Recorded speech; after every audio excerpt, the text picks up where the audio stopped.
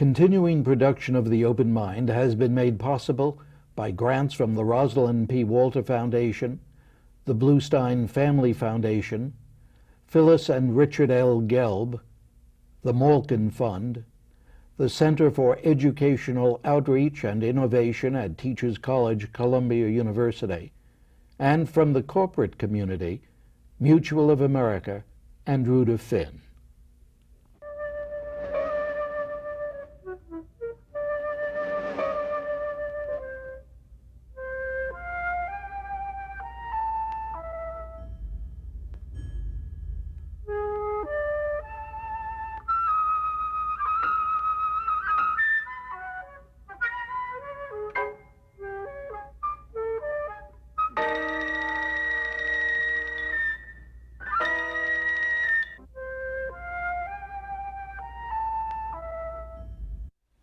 I'm Richard Heffner, your host on The Open Mind, and in a sense, this program is a further extension of one we did a year ago about the threat to America of terrorism and about thinking the unthinkable in order to do something about it. My guest at that time, and really the intellectual presence behind this Open Mind and others as well, was Dr. Ralph Gomory, the redoubtable president of the Alfred P. Sloan Foundation, who so wisely insisted that you can't ask people to agree that the threat of terrorism is huge and leave it at that. You have to give them something concrete they can do, because their question is going to be, what can I do about it? Well, here on The Open Mind, therefore, that is precisely what I want to ask a number of expert guests on occasional programs over the months to come. From their respective disciplines and vantage points, just what practical measures can we Americans take to protect ourselves and our families and friends against terrorism, biological, chemical, nuclear, and in whatever other forms sick minds can conjure up to injure us? Well, surely there couldn't be a better person in America to ask that question than our guest today, New York City's top cop, Police Commissioner Raymond W. Kelly. Now, I'm usually biased, of course, for I've known Commissioner Kelly over many years now, and as vice chairman of the New York City Police Foundation, I've seen close up the skill and determination this tough and thoughtful Marine has consistently brought to protecting all Americans against terrorism. Indeed, I know a good deal about the ways Ray Kelly has mobilized the NYPD for this enormous task. I'm aware of the pleas he has made in great detail before the Congress and the national administration for the resources our nation's first responders and those who prepare for terrorism realistically must have to protect us. But the question remains, and I hope he will help us each to address it. What can we do as individual citizens? What are the practical steps that realistically are available to those of us who are willing to think the unthinkable and then to act in our own best interests and those of our families and our communities? Can we do anything, Ray, other than stand behind you in your efforts? I think it's a lot of things that can be done by the general public. We need help with resources. You and I have been talking about this. I did testify in Washington about what I perceive to be a lack of resources going not only in New York City, but in other threatened localities. There is money that's going out, but it's going out in a generalized fashion. I don't think it targets the communities that need it most. And people can let their legislators, let the government know about that. We ask people to be observant, to be aware of their environment, to look at their world through the prism of 9/11. Everybody's world changed as a result of September 11th. So we want citizens to be more alert, more aware of their surroundings. Anything that they see of a suspicious or untoward nature, we want to know about it. No call is considered to be silly or unnecessary, certainly not in the new world that we live in. So we encourage that. We have put in place here in New York, and I know there are in other jurisdictions as well, a counterterrorism hotline. We man it 24 hours a day. We have investigators that respond to the information that we get on that hotline. Again, it has to have some credibility, some substance to it. We're not just going out on anything that we receive. We take it, we log it, we investigate it if it's necessary, and we look at it. We go back. We put it together. We marshal that information to help us as other information comes in down the road. Your emphasis then is on prevention, right? Yes, we're focused primarily on prevention. Obviously, we'd be very much involved if there is a terrorist event as a first responding agency. But our primary mission now is to prevent another terrorist event in this city. We've been targeted 6 times in the last decade, twice successfully with the 2 World Trade Center bombings. So we have to be concerned about another attack here. If you talk to anybody in the intelligence community who's involved with terrorism, they'll tell you that New York is right up there at the top of the terrorist hit list. So we are focused on prevention. We have redeployed 1,000 police officers a day, full-time equivalents a day, to function in counterterrorism. We're spending about $200 million a year to protect the city. We have officers assigned overseas. We have 140 investigators assigned with the Joint Terrorist Task Force working with the FBI. We have heavily armed teams of officers that go out and to sensitive locations on an unannounced basis. You'll see them at perhaps places that you didn't expect to see them, and that's good. We want it to be somewhat of a surprise. We have critical response units that we deploy throughout the city. We're engaged now in training 10,000 of our officers in what we call cohort training of units that, if something does happen, they would respond as a unit, trained with the protective suits and masks, and certainly with some fundamental training in what to do in event of a terrorist event. But that's, of course, if something happens, we are, as you say, very much focused on preventing another terrorist attack from happening here in New York City. It's fascinating to me that you've written about the degree to which you're keeping an eye on things far, far, far from this city where we sit now, in all parts of the world. Do you run into jurisdictional conflicts with other agencies?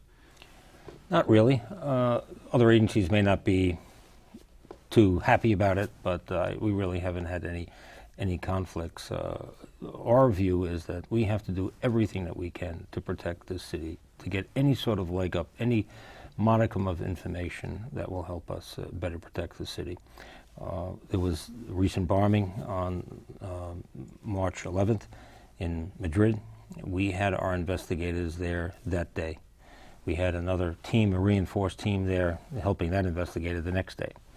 So we were able to glean real-time information that helped us adjust some of our tactics in our transit system to better protect the city. That little piece of information, who knows, may have been helpful or may be helpful in preventing an attack here. That's the way we view it. Anything that we can get from wherever our officers are assigned, and again, we have them in Tel Aviv, we have them in Lyon with Interpol, we have them in London, in Toronto, in Montreal, in Singapore. Any amount of information that we can get to help us, not only in terrorism, but in fighting crime in general, we're going to get. We're very proactive in that regard. And again, the Police Foundation has helped us do that. And it's important to note that the expenses of these officers overseas are paid by the foundation. If the unthinkable happens, I know that you're thinking about the unthinkable. What is it that you recommend that those who are watching us now do, think, try to take care of? Well, of course, it depends on what the event is. you need information. You have to get information from your government. But portable you radio. are our government. Well, I'm talking about, if you said if an event happens. So you've got to turn on a radio, listen to the media, television, assuming it's working. Portable radios we recommend. Again, it was very helpful in a blackout that we had here on August 14th of last year. It depends on the nature of the event. We could sit here and think of all sorts of different possibilities. We can think of chemical, biological attacks, large explosions, something in a transit system, some dirty bomb event. There's lots of things that can happen. So you've got to listen to the government, see the nature of the event, and take direction, take advice from, certainly here from, that information would come from the mayor. Say, come from the mayor. Through what mechanism? Through the radio. We are, or in television, we are configured to get information out as quickly as possible, gather information and put that information out. And the preparation that one can make in one's own home? Well, one of the questions that people ask is, should we have a go bag? Why not? I mean, what's the downside to have some basic elements that you want to take with you in the event you can't get back to your residence for a period of time? Perhaps a bottle of water, a face mask, a whistle that has been put in certain corporations have put these bags together for their employees. But everybody is a little different. So something basic that you think is going to help you sustain yourself for a period of time. People talk about some sort of room in your house as a protection. Again, there's no downside to that. I just again stress that you've got to get some direction from government leaders, because there are so many variations, permutations of what can happen. Do I stay in my residence? Do I leave? The issues of evacuation. These are things that have to be determined, and determined quickly by government. And in this case, certainly here in New York City, it would be the mayor and his executive staff. What's happening by way of cooperation between and among the major potential target areas? As far as cities are concerned, is that what you're talking about?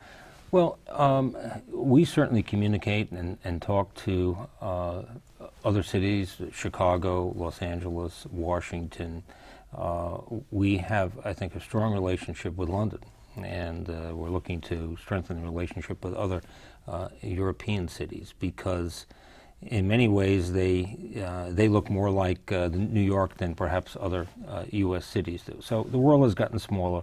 We've increased our communication, certainly with U.S. cities, but with major international cities as well. Interesting what you just said. Many of the cities abroad look more like New York than so many cities here in this country. Right. For instance, a transit system in London, in Paris. There are other subway systems in the United States, none as big as we have here in New York, not even close to New York system. We have almost 700 miles of track. We have 468 stations in our system. So you look at the Paris Metro, you look at London, it looks more like our system than any other place in the U.S. That's just one example. But we need to have that relationship, in my judgment, both nationally and internationally. And that's what we're fostering. A delicate question. I don't know what you're going to do with it. The relationship between the police department and the fire department. What question should I ask you so that you can make me feel better in terms of your answer? Well, we have a good relationship. The police and the fire department work together every day on the streets of this city. I would submit that we have the the two best emergency response organizations in this country. All told, we have 50,000 rescue workers. When you combine the New York City Police and Fire Department, that's a pretty formidable group.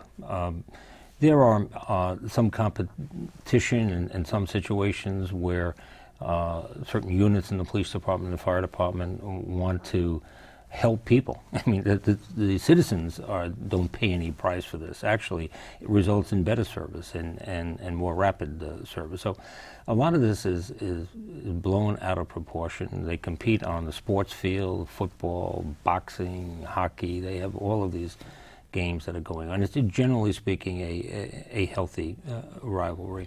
Blown out of proportion by whom?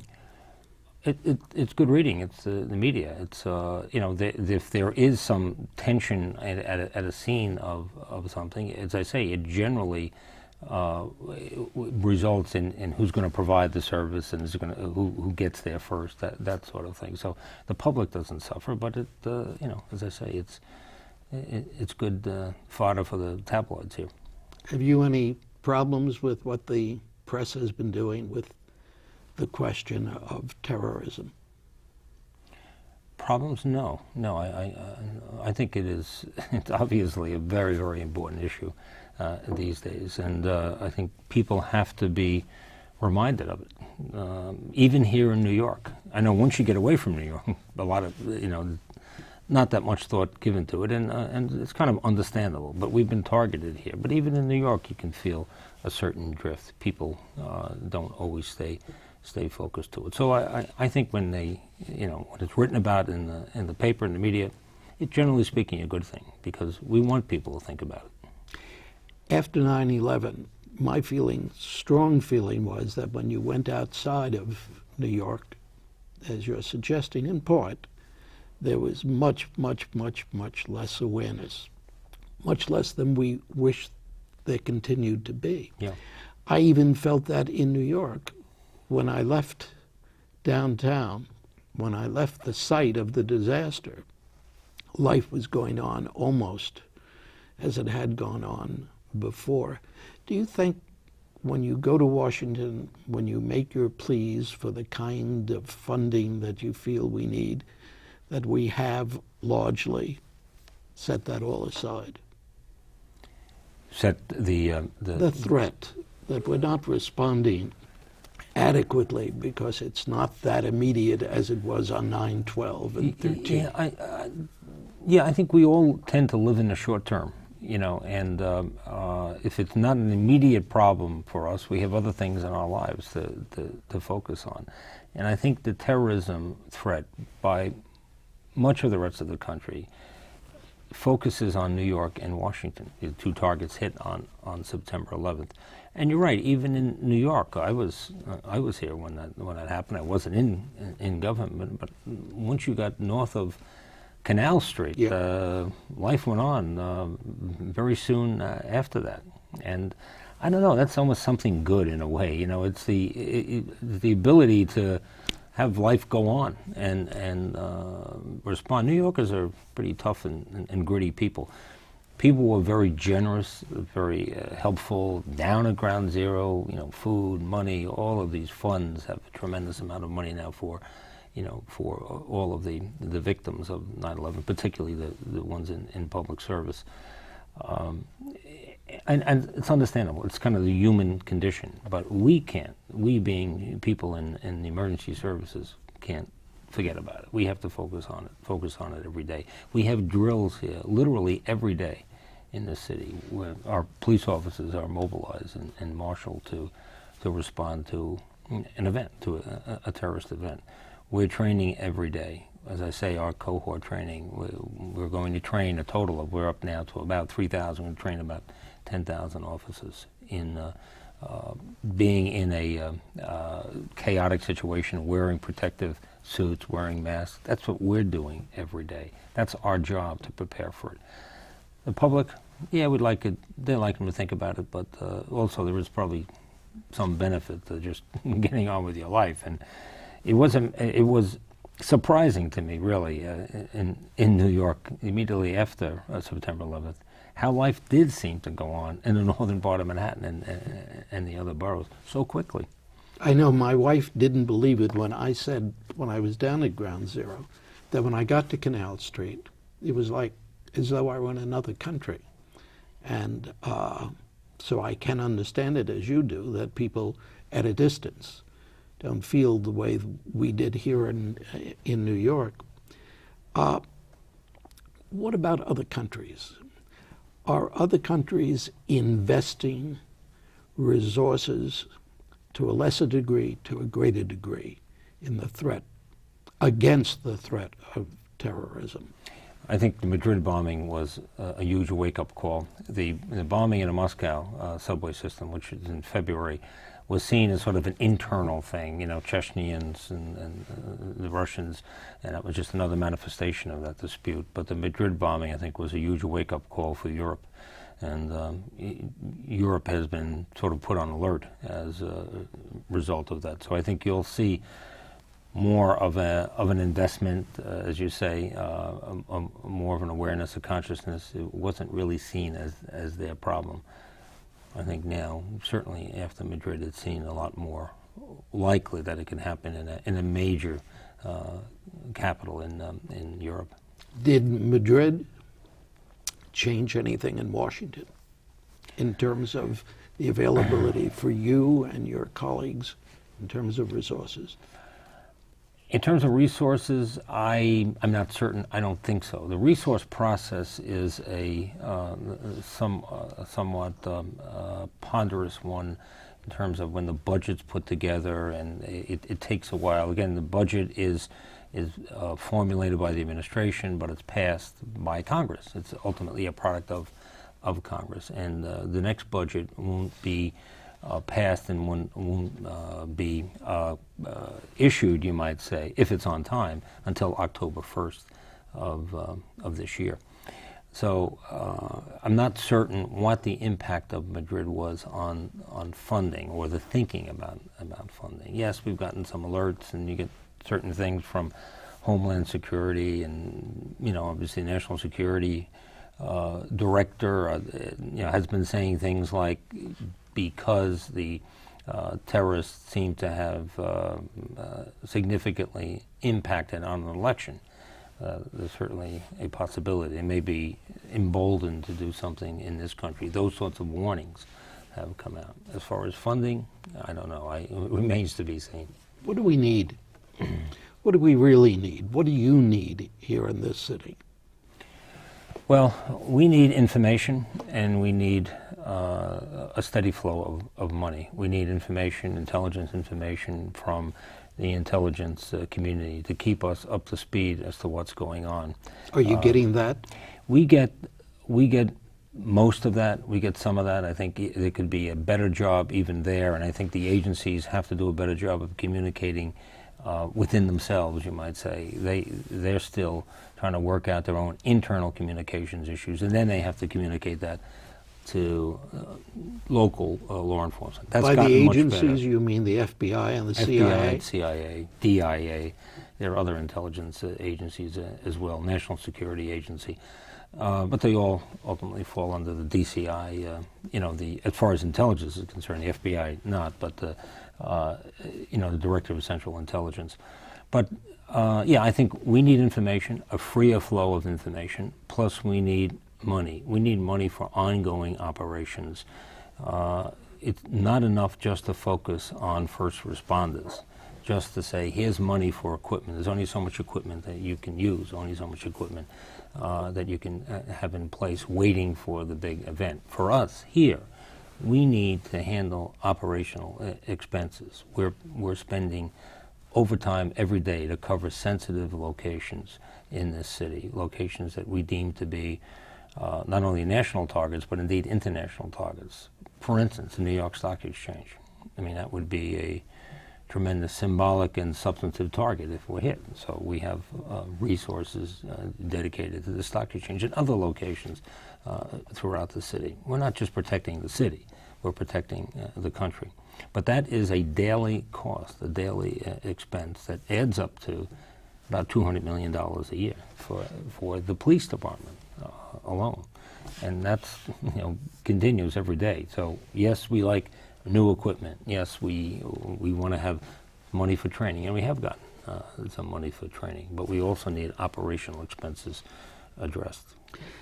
Does it surprise you that it doesn't surprise me that the figure is that much, because it doesn't seem like that much these days, 200 million? Well, again, we're in a difficult budget environment in this city. We've had large multi-billion-dollar deficits that the mayor has very deftly handled, but there's big concern about the next fiscal year and the fiscal year after that with the projections. So you got to think of it in terms of local money, not federal money.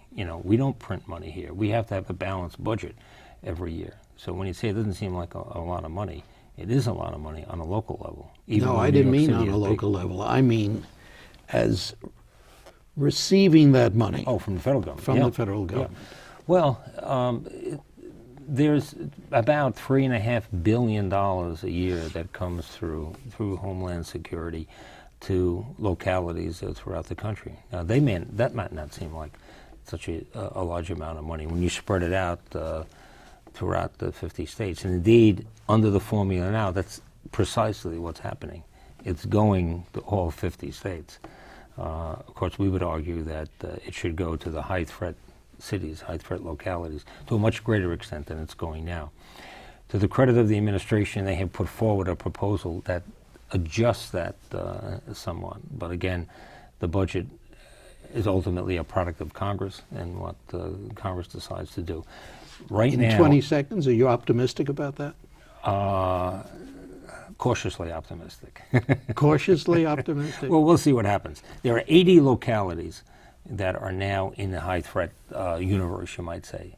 Initially, there were 7. That makes a lot more sense to me than 80. There's 50 localities, I should say, and 30 transportation districts. It's just spread out throughout the country.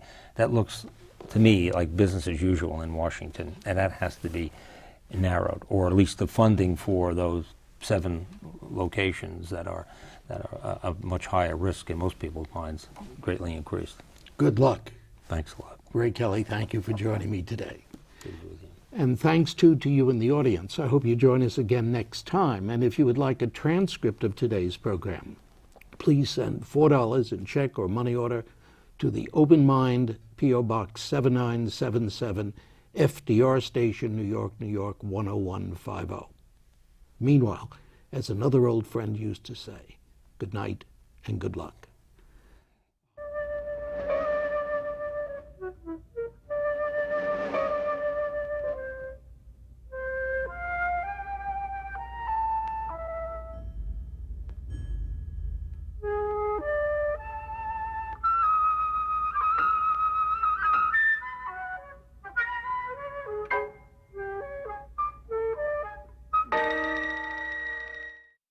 Continuing production of The Open Mind has been made possible by grants from the Rosalind P. Walter Foundation, the Bluestein Family Foundation, Phyllis and Richard L. Gelb, the Malkin Fund, the Center for Educational Outreach and Innovation at Teachers College, Columbia University, and from the corporate community, Mutual of America and Rudolph Finn.